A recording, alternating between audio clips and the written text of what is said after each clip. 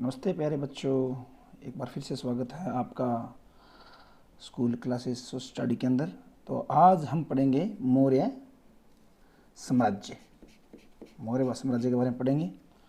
तो मौर्य साम्राज्य को भारत का मुक्तिदाता भी कहा जाता है। क्यों कहा जाता है? क्यों इसने भारत को एक किया था, ठीक है, संपूर्ण राष्ट्र बनाया था, ठीक है। उसका श्रेय मौर्य वंश को जाता है। तो मौर्य वंश की जो स्थापना थी वो की थी, किसने की थी? चंद्रगुप्त मौर्य ने। कब की थी? 322 बीसी से लेकर और 298 बीसी तक इसका शासन रहा था, ठीक है। अब सबसे पहले हम मौर्य साम्राज्य की उत्पत्ति के बारे में बात करते हैं, ठीक है। तो उत्पत्ति किस प्रकार हुई थी, ठीक है, स्टेप बाय स्टेप सब कुछ चीज़ें पढ़ेंगे। उत्पत्ति, मौर्य साम्राज्य उत्पत्ति। देखो, ब्राह्मण साहित्य मुद्राराक्षस, जिसके रचयिता थे विशाखदत्त, बहुत फेमस पुस्तक है, ठीक है, और विष्णु पुराण, इन सभी में क्या बताया गया है? चंद्रगुप्त मौर्य को शूद्र बताया गया है। क्या बताया गया? शूद्र। और बाकी जितने भी हिंदू साहित्य है सब में शूद्र बताया गया है। मैंने 3 लिखे हैं, बाकी भी हैं, लेकिन बाकी में भी शूद्र ही बताया गया है। और उसके बाद हम बौद्ध स्रोत और जैन स्रोत की बात करते हैं। स्रोत यानी कि इनसे जानकारी प्राप्त होती है। तो इनमें क्या बताया गया है? इनको क्षत्रिय बताया गया है। और एक बुक है दिव्यदान। क्या? दिव्यदान। उसमें बिंदुसार और अशोक का वर्णन मिलता है। तो इनको भी इसने क्या बताया है? क्षत्रिय बताया है, ठीक है। तो यानी कि बिंदुसार के पिता थे चंद्रगुप्त मौर्य, तो इसलिए उसको भी क्षत्रिय बताया गया। और देखो, ये सर्वमान्य मत है, हमें तो सर्वमान्य मत पढ़ना है, सर्वमान्य मत यही है, ठीक है। और परिशिष्ट वर्मन एक बुक है, इसके रचयिता है हेमचंद्र, बहुत फेमस बुक है ये भी, ठीक है, एग्ज़ाम के हिसाब से भी बहुत इंपॉर्टेंट है। उसके अंदर इसका राष्ट्रीय चिन्ह है, जो राष्ट्रीय चिन्ह बताया गया है मोर। और इसको क्या बताया गया है? मोर पालने वाला। कौन? मोर पालने वाला इसको बताया गया है चंद्रगुप्त मौर्य को। अब देखो, मौर्य साम्राज्य की जानकारी के प्रमुख स्रोत कौन कौन से हैं, कहाँ कहाँ से हमें पता लगता है इसके बारे में। देखो, पहले है अर्थशास्त्र, इंडिका, मेक्सथनीज ने लिखी थी। रुद्र दामन का जूनागढ़ अभिलेख, ठीक है, ये बाद में मिला था, लेकिन इसके अंदर जानकारी मिलती है इसकी। मुद्रा राक्षस पुस्तक है, अशोक के अभिलेख से मिलता है, बौद्ध से, जैन से और पुराणों से, इन सभी से इसकी जानकारी हमें मिलती है, ठीक है। अब देखो, सामाजिक स्थिति। सामाजिक स्थिति ऐसी थी भी 323 ईसा पूर्व में सिकंदर की मृत्यु हो गई थी, ठीक है, मृत्यु हो गई थी। तो मृत्यु होने के बाद साम्राज्य के लिए, ठीक है, सेनापतियों का आपस में लड़ाई होती है, जिसमें मतलब पूरा विश्व विजेता इसने विश्व जीतने की मंशा की थी। तो सेनापति भी बहुत होंगे। उसके अंदर 2 प्रमुख थे, सेल्यूकस और निर्याकस। इन सभी के बीच में युद्ध होता है। युद्ध होने के बाद इनमें संधि होती है, 2 संधि होती है, बेबीलोनिया की संधि, एक बाद में संधि और होती है, ठीक है। ये सामाजिक स्थिति मतलब भारत के बाहर की स्थिति थी जब भारत में आया था, ठीक है। इसके बाद हम आगे पढ़ते हैं मगध की स्थिति, ठीक है। मगध स्थिति क्या थी? देखो, मगध का अंतिम राजा था घनानंद, जो क्या था? बहुत ही घोर अत्याचारी और क्रूर था। उसने जनता पर बहुत ही जुल्म किए थे, ठीक है। और इसने ही चाणक्य का अपमान किया था, ठीक है, अपमान किया था। उस अपमान का प्रतिशोध लेने के लिए चाणक्य ने एक प्रतिज्ञा ली थी कि भी मैं आजीवन चोटी नहीं बांधूंगा, ठीक है। फिर उसने एक ऐसे व्यक्ति की खोज करनी प्रारंभ कर दी जो क्या? भारत का निर्माता हो,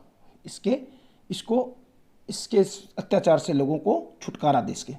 तो इस प्रकार उसने चंद्रगुप्त की खोज की थी। एक कहीं चाणक्य जा रहे थे, तो उस समय क्या? चंद्रगुप्त खेल रहा था वहाँ। तो उसकी खेल भावनाओं को देखकर चंद्रगुप्त को 1000 सोने की मुद्राएं देकर उसने खरीद लिया था। बाद में चाणक्य ने उसको अपने यहाँ लाया, 7-8 साल उसने शिक्षा दीक्षा दी, फिर उसको राजा योग्य बनाया था। सबसे चाणक्य ही था जिसने राजा बनाया था, ठीक है। अब देखो, चाणक्य के बारे में पढ़ते हैं एक बाई वन सभी व्यक्तियों के बारे में पढ़ते हैं हम, ठीक है। घनानंद के बारे में पढ़ा, सेल्यूकस निकेटर के बारे में पढ़ा, चंद्रगुप्त मौर्य के बारे में पढ़ा। अब हम पढ़ते हैं चाणक्य के बारे में। कौन था चाणक्य? के पिता का नाम था महर्षि चाणक्य। क्या नाम था? बहुत कम जगह आप देखने को मिलेगा, लेकिन मैं आपकी 10वीं की बुक में है वो भी है, और उससे एक्स्ट्रा जानकारी भी लेके आया हूँ।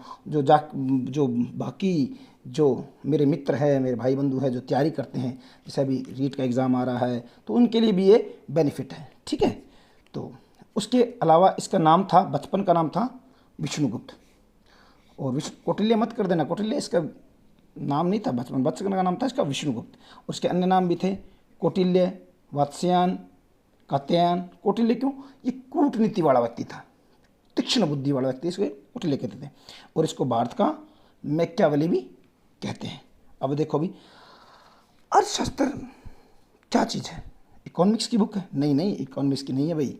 अर्थशास्त्र राजनीतिक और प्रशासन की बुक थी, इसने लिखी थी। इसके अंदर क्या था? 15 अधिकरण थे, 180 प्रकरण थे, और 6,000 से ज़्यादा श्लोक थे, ठीक है। और इसमें जो केंद्रीय प्रशासन था उसको कितने भागों में? 18 भागों में बांटा हुआ था। कितने भागों में? 18 भागों में बांटा गया था। और इसने चाणक्य ने सप्तांग सिद्धांत भी दिया था, राजा के लिए सप्तांग सिद्धांत दिया था राज्य शासन करने के लिए। और ये तक्षशिला के आचार्य थे। और वर्तमान में तक्षशिला कहाँ है?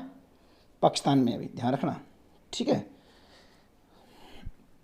और आगे देखो भी, अर्थशास्त्र के अंदर और क्या जानकारी मिलती है?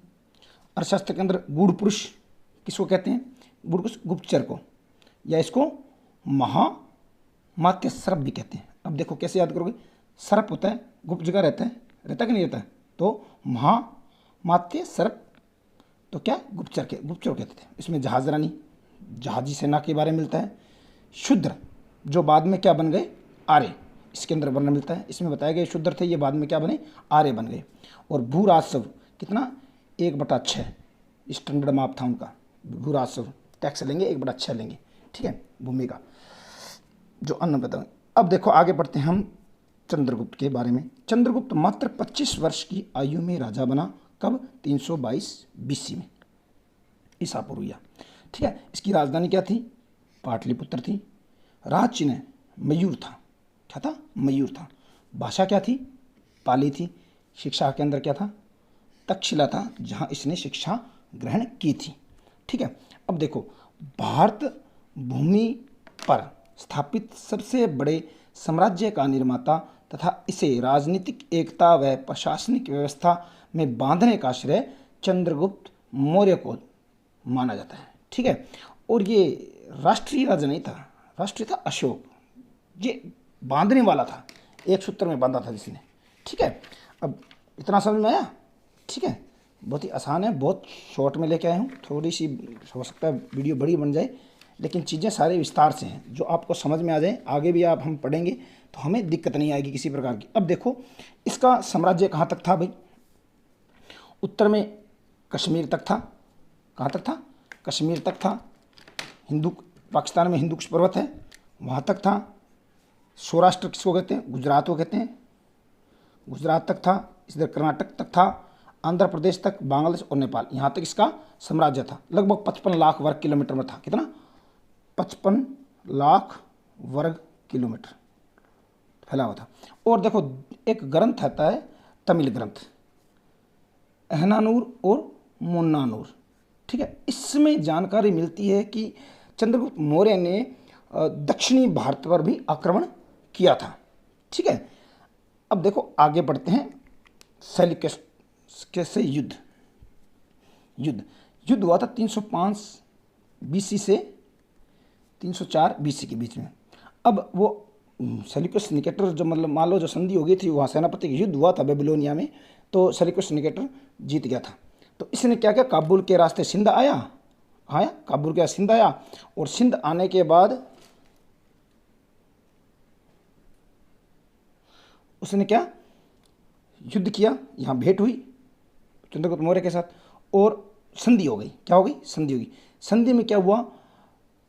इसने सेल्यूकस निकेटर ने, संधि क्यों हुई? भी चंद्रगुप्त मौर्य छोटा मोटा था, तो 6 लाख सेना थी उसके पास, तो 6 लाख सेना का मुकाबला करना कोई आसान बात थोड़ी था। तो इसलिए इसने संधि कर ली और पुत्री हेलेना का विवाह कर दिया और 4 प्रांत दिए। कौन कौन से? हेरात, कंधार, मकरान। मकरान कौन सा? अपने राजस्थान वाला जहाँ संगमरमर का पत्थर निकलता है वो मकरान है ये, और काबुल। ये 4 प्रांत किसको दिए? सेल्युकस निकेटर ने चंद्रगुप्त मौर्य को दे दिए। और चंद्रगुप्त मौर्य ने 500 हाथी दिए, 500 हाथी दिए। किसको दिए? सेल्युकस को। ठीक है। और देखो और क्या आया, क्या दिया? एक राजदूत आया। क्या आया? एक राजदूत दिया भारत को, मेगस्थनीज जिसका नाम था, जिसने एक पुस्तक लिखी थी, बहुत फेमस पुस्तक है इंडिका, जो कब लिखी? और ये लगभग 5 साल तक रहा था, 304 ईस्वी से 299 ईस्वी ईसा पूर्व तक रहा था, सॉरी। अब इसके इंडिका के अंदर भी कुछ वर्णन मिलता है, उसके बारे में हम जानकारी थोड़ा सा ले लेते हैं। देखो प्रशासनिक समितियों के बारे में बताया है कि भी कितने भागों में थी? 6 भागों में थी। कितने भागों में? 6 भागों में। सैन्य भी 6 थी और राजस्व। अब देखो ये इंपॉर्टेंट बन जाता है भाई, इंडिका में तो राजस्व बताया 1/4 और अर्थशास्त्र में बताया 1/6, ये डिफरेंस देखने को मिलता है। ठीक है। और उत्तरापथ और सोने की खान थी, कहाँ? दर्दिस्तान कश्मीर के अंदर, ये इंडिका में बताया गया है भी चीज़ें। अब देखो भाई उत्तरापथ क्या था, बहुत इंटरेस्टिंग है। उत्तरापथ एक रास्ता था, चंद्रगुप्त मौर्य ने बनाया था, जो क्या था? सिंध से लेकर, ठीक है, और बांग्लादेश का सोनार जगह है वहाँ तक को ये जोड़ता है। ठीक है। ये बनाया था, किसने बनाया था? चंद्रगुप्त मौर्य ने। किसने? चंद्रगुप्त ने बनाया था। ठीक है। और बाद में शेरशाह सूरी ने इसको क्या कर दिया? पक्का कर दिया और इसका नाम शेरशाह सूरी मार्ग रखा। और बाद में 1836 से 1842 में ऑकलैंड ने, अंग्रेज शासन ने इसका नाम बदले क्या कर दिया? GT road. समझ में आया? तो हमें हमेशा सुनने को ये मिलता है, पढ़ने को मिलता है शेरशाह सूरी ने बनाया। शेरशाह सूरी ने नहीं बनाया था, ये चंद्रगुप्त मौर्य ने बनाया था। इसका नाम था उत्तरापथ और शेरशाह सूरी ने सिर्फ इसको पक्का किया था और इसका नाम जीटी रोड किसने रखा था? ग्रांड ट्रंक रोड नाम कर दिया था इसका ऑकलैंड ने। ठीक है। अब आगे देखो, अब बात करते हैं रुद्रा दामन का जूनागढ़ अभिलेख में। ठीक है। तो इसमें जानकारी क्या मिलती है? इसमें अशोक के बारे में जानकारी होती है और चंद्रगुप्त मौर्य के बारे में, 2 व्यक्तियों के बारे में इसको मिलती है। तो हमें क्वेश्चन कभी पूछ लेते हैं एग्जाम में, ठीक, कंपटीशन एग्जाम पूछते हैं रुद्रा दामन जूनागढ़ अभिलेख में किस किस की जानकारी? चंद्रगुप्त मौर्य की और अशोक की जानकारी मिलती है। अशोक ने क्या बनाया? इसमें क्या जानकारी मिलती है? इसने सुदर्शन झील जो कहाँ है? सौराष्ट्र गुजरात में है, उसका निर्माण करवाया। ठीक है। और क्या हुआ? इसने आदमी स्थूलभद्र के नेतृत्व में प्रथम जैन संगति हुई थी। प्रथम स्थूलभद्र के नेतृत्व में की थी, किसने कराई थी? चंद्रगुप्त मौर्य ने कराई थी। कहाँ कराई थी? पाटलिपुत्र। मैं आपको एक चीज़ और बताऊँ, स्थूलभद्र और भद्रबाहु ये जैन थे। तो स्थूलभद्र आगे जा कौन बन गए? श्वेतांबर। क्या? श्वेतांबर, जो क्या सफ़ेद कपड़ा धारण करते हैं। और ये जो भद्रबाहु थे ये क्या? दिगंबर, जो नग्न रहते हैं। ठीक है। जो आज वर्तमान में है, ये धर्म 2 अलग हो गए थे। ठीक है। तो प्रथम जैन संगति किसके नेतृत्व में हुई थी? स्थूलभद्र की हुई थी। कहाँ हुई थी? पाटलिपुत्र में हुई थी। अब पाटलिपुत्र एक चीज़ और बता देता हूँ, जो पाटलिपुत्र है जो 2 नदियों के संगम पे है, गंगा और सोन नदियों के संगम पर है, ये ध्यान रखना। ठीक है। और वृद्धावस्था में चंद्रगुप्त मौर्य ने अपना शासन किसको दे दिया? अपने पुत्र सिंहसेन को दे दिया। और जैन मनु भद्रबाहु से शिक्षा ली और मृत्यु हुई थी श्रवण बेलगोला कर्नाटक में 298 BC में इसकी मृत्यु हो गई। और मृत्यु एक विधि थी, सलेखना विधि। ये सलेखना विधि थी क्या? सलेखना विधि होती है कि भी बिना कुछ खाए पिए योग अवस्था में या तप अवस्था में बैठकर अपने प्राण त्याग देना, सलेखना विधि कहलाती है। ठीक है। तो हमें ये जो सिंहसेन है इसके बारे में आगे पढ़ने को नहीं मिलेगा, हमें बिंदुसार के बारे में अगर पढ़ने को मिलेगा। तो ये जो इतना ही है, इसका मतलब इसको शासन सब किया था। तो अगर आपको वीडियो अच्छा लगे तो लाइक करें, शेयर करें, ठीक है, और कमेंट करें। धन्यवाद।